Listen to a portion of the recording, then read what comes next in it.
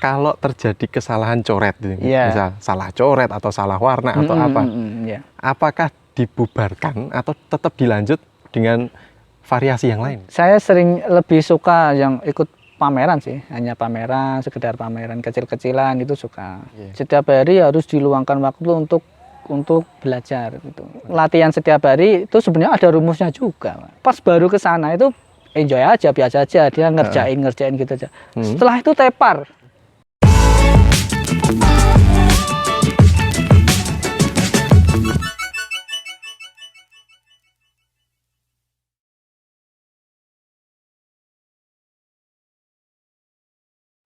Terus ini nggak cukup sampai di situ ternyata hasil karyanya. Masih ada hasil karya lagi. Nah ini sedikit video tentang di kertas ini kalau nggak salah. Nah ini video dicepatkan. Ini pun juga videonya video editan Pak Lili sendiri. Iya, saya itu iseng-iseng ngambil sendiri, terus saya rekam sendiri kayak gitu. Dan ini orderan kalau ini ya? Kalau yang ini murni orderan. Cuman memang waktu itu memang lagi suka sih, lagi suka pengen sekali-sekali tak dokumentasi lah gitu. Oke. Dan ini ketika jadi pun dikasih figura. Dikasih figura ya. Oke. Ini unik lagi, ada yang unik. Ini kan yang pesen sebenarnya teman sendiri. Teman yang ada di Jambi sebenarnya. Dia nikah pengen dibikinkan, ya udah tak bikinkan. Nah, ketika saya kan biasanya di IJN, di ini loh, yang kurir itu loh. Nah itu ternyata kurirnya nggak mau, sama figurannya nggak mau karena rentan pecah gitu. Oh ya udah kalau gitu kita jadi kayak dokumen, kayak kita ngirim dokumen itu berarti dikasih amplop kayak gitu. Berarti figurannya nggak ikut? Nggak ikut, jadinya nggak ikut. Berarti cuma kertasnya aja ya? Urusan figuran nanti biar temen nyari figuran sendiri di sana. Uniknya ya itu tadi, ini saya lagi iseng-iseng pengen bikin dokumentasi, terus waktu pengiriman juga terkendala juga. Kemudian ini ada video lagi, ini masih lukis juga ya? Masih. Kalau ini modelnya, medianya apa ini? Kertas sama pensil aja ya? Kalau ini ya sama, masih sama. Sama. Kebetulan kalau yang ini tuh memang adik saya sendiri sih, modelnya. Berarti ini nggak bayar ini? Nggak bayar. Lah ini kok dibikinkan ini ada apa gerangan ini? Ini kan sebenarnya dia kemarin waktu nikah itu kan belum saya kasih apa-apa. Gitu. Lah saya pengen gitu ngasih sesuatu gitu. Cuman memang sampai sekarang itu baru yang laki-lakinya, yang istrinya belum saya bikinkan. Tapi sekarang sudah? Sampai sekarang? Belum, ini belum juga? Belum, nanti rencana saya ngasih langsung 2 gitu. Gitu. Berarti nanti ditunggu aja ya, barangkali adiknya nonton, ditunggu aja nanti. Nah ini salah satu kenapa saya tertarik dengan aliran itu tadi loh, aliran yang realis. Karena memang 90% yang saya gambar, yang saya lukis itu rata-rata itu yang proporsi, yang ada anatominya kayak manusia, hewan, kayak gitu kan ada anatominya. Makanya kalau kita pengen bikin yang seperti itu kan harus pengembangan anatomi yang kita bikin atau yang kita pahami itu kan harusnya lebih kuat kayak gitu loh. Jadi kenapa saya bilang basic dasar itu ya seperti itu tadi. Basic dasarnya pelukis itu seharusnya, ini seharusnya, tapi ada juga yang nggak ngelewatin itu gitu. Seharusnya bisa realis gitu. Nah ini untuk karya selanjutnya ini masih di perlukisan, tapi tadi udah sempat ke sela kertas ya. Sekarang balik lagi ke tembok. Nah ini saya mau tanya, ini tembok apa? Temboknya siapa? Kalau yang ini ya masa pandemi juga sih, masa pandemi. Nah, ini belum lama sebenarnya. Ini di rumah pribadi sebenarnya. Ini rumah pribadi, salah satu rumah pribadi yang ada di Sragen. Dekat rumah sih sebenarnya ini. Dekat rumah ya. Rumah pribadi baru, terus ada kolam renangnya. Ini tembok kolam renangnya di sini. Gitu. Kolam renangnya itu di dalam rumah. Kolam renang pribadi berarti? Pribadi di dalam rumah. Dan ini dikerjakan sendiri? Sama teman sih. Oh. Cuman teman itu kemarin itu kan bareng. Teman saya itu sebenarnya spesialis taman, yang bikin taman-taman gitu. Nah saya yang lukis gitu. Kalau tamannya kan di halaman, di depan rumah, di samping, gitu. Samping. Kalau saya yang ngerjain ini. Oke, berarti kalau yang di tembok ini murni jenengan sendiri? Itu ada teman dikit, bantuan teman dikit. Pernah dibantu beberapa hari gitu. Oke. Nah, pengerjaan yang satu ini, yang di tembok ini, berapa lama ini? Kalau yang satu ini agak lama, karena ini kan muter. Oke, itu full kan, ya berarti? Letter U, kan bentuknya U gitu. Jadi dia, ya full sih, sama. Full. Yeah. Kalau ini sekitar 2-3 mingguan kayaknya. Oke, dan itu full, nggak ada libur? Minggu? Minggu libur. Oh, minggu libur. Oke. Minggu libur. Dan itu pengerjaannya dari jam berapa sampai jam berapa biasanya? Kalau yang tempatnya bapaknya ini enak, rumahnya bapaknya ini enak. Jadi dia terserah mau ngerjakan jam berapapun terserah. Oke, sedatangnya gitu ya? Ya, sedatangnya. Dan ini maaf Pak, mengumbar aib ini. Ketika jenengan sedang melukis, disuguhi nggak? Oh, disuguhi itu maksudnya dikasih makan atau minum nggak sama yang punya rumah? Kalau rata-rata memang dikasih sih. Oke. Rata-rata dikasih. Termasuk jab geden. Rata-rata dikasih, tetap dikasih. Oke. Dan ini yang di video ini jenengan ya? Yang di video ini ya saya. Oke. Dan ini HP diletakkan, ditinggal gitu ya? Ya, saya letakkan, saya tinggal. Saya seringnya seperti itu. Okay. Kalau di video ini jenengan masih ingat ya, ini kira-kira videonya ini berapa jam durasi aslinya? Kalau ini aslinya itu sebenarnya tak potong-potong sih. Oh, ini udah dipotong-potong ya? Saya potong-potong. Okay. Kalau yang shoot langsung itu biasanya kan setengah jam, terus kadang 40 menit kayak gitu. Itu tanpa istirahat ya, 40 menit ngelukis di tembok. Oke. Ini pertanyaan yang nggak perlu saya tanyakan, sebenarnya jawabannya udah pada tahu. Capek nggak Pak? Kalau capek, ya capek sih. Iya. Soalnya kalau nggak capek, bukan kerja namanya. Dan ya nggak seperti manusia pada wajarnya. Gitu. Oke. Gitu. Nah ini sedikit banyak tentang karya dari Pak Lili. Untuk selebihnya nanti kita bisa kepoin Instagramnya atau sosmed yang lain. Nanti akan kita bacakan di akhir video. Kemudian ini yang selanjutnya ini. Dari sekian pengalaman melukis, entah melukis di media apapun, ya bisa saya bilang kalau saya sebagai pemula gitu, saya masih orang awam tentang lukis, saya bisa menyebutnya Pak Lili ini jam terbangnya udah tinggi. Apalagi dari 2010 itu sudah mulai menggeluti, walaupun belum seprofesional sekarang, tapi untuk ukuran umur 10 tahun melukis itu kan nggak lama Pak. Nah, selama 10 tahun itu, pengalaman susah senangnya apa aja? Mungkin dari senangnya dulu aja. Soalnya kalau susah di awal, nanti malah nggak enak ya. Nggak enak. Ya, senangnya dulu aja. Senangnya ya aku senangnya itu udah dianugerahkan keterampilan yang seperti ini sama Tuhan kayak gitu. Yang gimana bisa saya manfaatkan seperti itu. Tuh senang yang pertama. Yang kedua tentunya banyak teman juga. Nambah temen ya. Karena jenengan susah untuk nambah temen.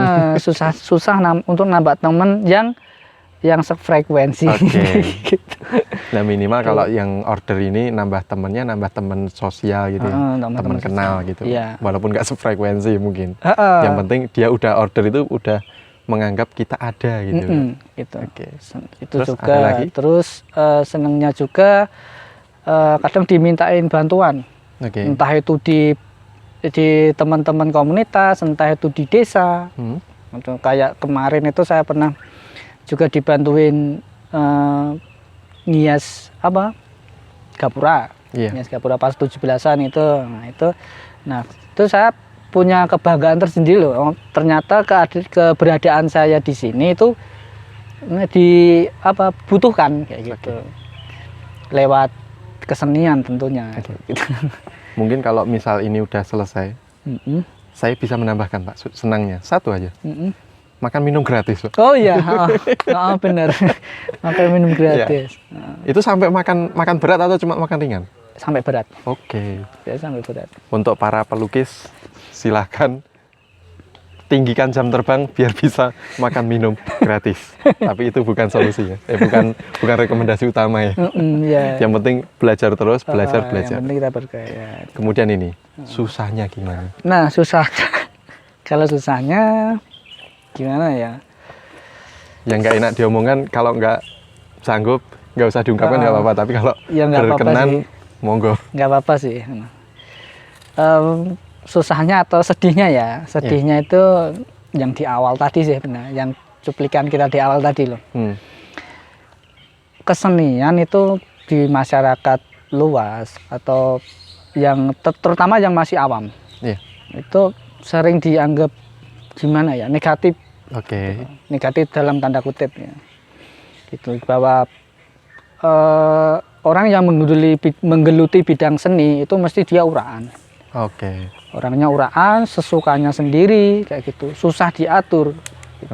Seperti itu, rata-rata seperti itu, dan masa depannya dianggap kayak nggak jelas gitu. Nggak jelas, pelukis itu nanti kedepannya kayak gimana nggak jelas, itu rata-rata seperti itu. Dan lebih parahnya lagi, saya kan bidangnya kan lukis, otomatis kan melukis kan. Jadi yang saya lukis memang apa aja tak lukis, baik itu manusia, hewan, tumbuhan, alam gitu, tak lukis semua gitu. Itu kan memang ada beberapa pendapat toh, kalau nanti seorang tukang gambar nanti bla bla bla gitu. Memang saya nggak hafal ininya sih, nggak hafal dalilnya sih. Memang tapi ada yang seperti itu kayak gitu kan. Sedihnya di situ juga kayak gitu. Kalau sampai dimaki-maki itu pernah? Kalau dimaki-maki frontal maksudnya? Kalau langsung di depan ini. Ini apa ini? Ini lukisan apa ini? Pernah nggak? Enggak, belum pernah. Kalau seperti itu jangan sampai ya? Jangan sampai. Cuman itu terjadi selama pengalaman saya ya. Itu terjadi ketika saya di bangku kuliah. Pas pelajaran, pas kuliah itu memang ya ada sih. Seperti itu, kayak gitu. Tapi dosen kan? Dosen. Yang negur ini. Kalau dosen kan kita nggak bisa apa-apa, kita pasrah. Nggak masalah. Kalau itu memang saya ambil positif sih. Memang salah satu gemblengan yang harus saya terima seperti ini. Gitu. Oke, ini sedikit banyak tentang pengalamannya Pak Lili. Itu jam terbangnya juga menurut saya udah tinggi banget. Terus kita udah banyak mengulik, mengupas. Semoga ini udah sampai ke akar-akarnya. Kalaupun nanti belum sampai ada yang belum dikupas, silahkan nanti komen di bawah. Mungkin akan diagendakan wawancara yang selanjutnya. Ya, mari silahkan bangun channel ini dengan like, komen, dan subscribe. Nah, ini yang terakhir. Ada Q&A, question and answer, singkat aja. Pilih ditanya tanggal lahir atau umur? Tanggal lahir aja. Kenapa? Kalau umur nanti kesannya kan langsung to the point, umurnya segini gitu. Dan stigmanya kalau dikatakan umur, itu kalau kita udah menyebutkan nominal, wah wis tua gitu. Langsung gitu, kayak gitu. Biasanya seperti itu. Oke, ini pertanyaan selanjutnya. Mungkin yang baru lihat Pak Lili pertama ini kan penasaran ini. Status hubungannya Pak Lili ini sebenarnya apa? Apakah masih single atau udah punya calon? Monggo dijawab Pak Lili. Ini ya, saya jawab ini ya. Ya, kalau calon ada sih, calon ada. Berarti bagi para jomblo wati ya, jomblo wati kan jomblo cewek, jomblo wati silahkan kalian berpatah hati massal. Ini Pak Lili udah ada calon, jadi kalau misalkan mau cari Pak Lili tidak ada jalan terbuka untuk Pak Lili. Cari lukisan dan karya-karyanya. Masukan dari kameramen, cari karyanya aja, jangan cari orangnya. Setuju ya? Yang lebih baik dari saya banyak, yang lebih ganteng banyak. Ini malah kayak apa namanya, ngasih wejangan ya ke sesama para kaum jomblo. Kemudian Q&A berikutnya, warna favorit Pak Lili? Warna favorit? Atau semuanya favorit ini kayak? Enggak, saya lebih suka hitam dan putih. Why? Kalau hitam itu gimana ya? Menurut kalau saya pakai hitam itu lebih simple kayak gitu. Lebih kesannya lebih gitu. Lebih kalem. Lebih kalem gitu. Dan gimana ya, nggak ribet gitu loh. Okay. Saya pun juga sama, Mbak. Saya kalau misalnya ditanya, sayangnya nggak ada yang nanya ya gitu. Saya kalau ditanya itu lebih seneng warna hitam dibandingkan warna yang lain. Cuman kalau dipaksa selain hitam, ya nanti bakal jawab yang lain lagi. Cuman kalau nggak ada pembatasan, saya pasti akan jawab warna hitam. Termasuk yang saya pakai sekarang, bajunya hitam. Oh iya. Saya pakai itu juga. Oke. Oke. Hitam ya. Oke, dapat masukan dari kameramen ya. Oke, kemudian Q&A berikutnya, pilih banyak uang atau banyak pengalaman? Kalau ini ya, saya ya banyak pengalaman lah daripada uang gitu. Kalau uang masih bisa dicari ya? Uang habis nyari lagi, uang habis kita cari lagi gitu. Kalau pengalaman nggak bisa kita ulang gitu ya? Pengalaman itu nggak bisa kita ulang, dan kalau udah lewat kan udah lewat gitu. Kalau semua mau kita ulang, semua di sana kita belum seperti ini, kita kesana lagi, ya itu kan beda lagi. Gitu. Belum tentu pengalaman yang sebelumnya itu sama persis ya? Rasanya juga belum tentu sama. Iya. Gitu. Kemudian itu. Berikutnya, ngajari lukis atau bermain musik? Tetap lukis lah kayaknya. Walaupun ngajari ya? Ngajari lukis ke orang lain daripada jenengan asik bermain lukis gitu? Gitu. Kemudian, saya berkaca dari teman-teman yang dari jurusan seni. Bahkan waktu saya kuliah dulu ada yang sempat dari teman dari pendidikan seni rupa ini, walaupun pendidikan tapi ada embel-embel seni rupanya. Dia itu lebih menyukai kopi. Nah, ini saya tanyakan, Pak Lili ini lebih suka kopi hitam atau kopi yang sudah memiliki merek? Kalau saya lebih yang original sih, yang hitam. Yang hitam, tanpa gula? Tanpa gula. Oke. Berarti lebih seneng yang pahit ya? Lebih seneng yang pahit. Kalau dikasih gula paling dikit. Dikit banget. Jadi pengalamannya nggak pahit kan? Ya. Ya ada sesekali pahit. Ya ada, dari customer ada. Tapi ya. Dari customer. Terus ini, pilih melukis sendiri atau ditemani sama seseorang? Lebih cenderungnya sendiri sih. Lebih cenderungnya lebih senang sendiri? Yang ini, kalau yang lukis pribadi sih. Sifatnya untuk konsumsi saya pribadi lebih suka sendiri gitu. Kalau orderan enak ditemani sih, kalau yang orderan. Bisa karena ngobrol kayak gitu. Ya? Kayak gitu. Kemudian selanjutnya ini Q&A sudah habis. Karena itu hanya untuk apa ya, istilahnya ya memperhalus untuk penutup aja. Nah, ini sebagai kalimat atau pertanyaan penutup ini. Jenengan kan ini terdampak dari COVID, dan nggak dipungkiri hampir semua bidang terdampak COVID.